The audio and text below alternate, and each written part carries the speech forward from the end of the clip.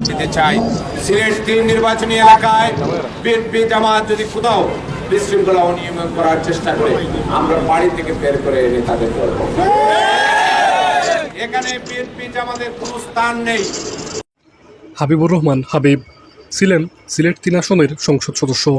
মরহুম মাহমুদুজ্জামান চৌধুরীর মৃত্যুর পর 2021 সালের উপনির্বাচনে বিজয়ী হয়ে প্রথমবারের মতো সংসদ সদস্য নির্বাচিত হন। তারপর থেকেই পিছনে ফিরে তাকাতে হয়নি যুক্তরাজ্য প্রবাসী সাবেক এই আইন প্রণেতাকে।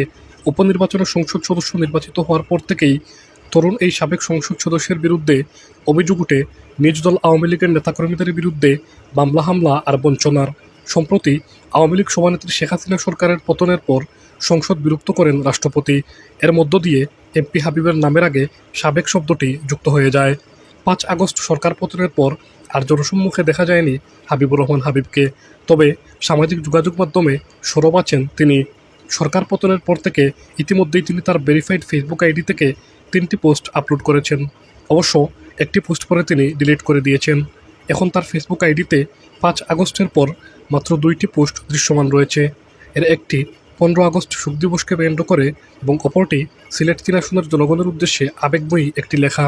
দ্বাদশ জাতীয় সংসদ নির্বাচনে বিজয়ী হয়ে দ্বিতীয়বারের মতো সংসদ সদস্য হওয়ার পর স্বল্প সময়ে সংসদ সদস্যের পদে থাকা হাবিবুর রহমান হাবিব দায়িত্বে থাকাকালীন সময়ে নানা আলোচনা সমালোচনার জন্ম দিয়েছিলেন।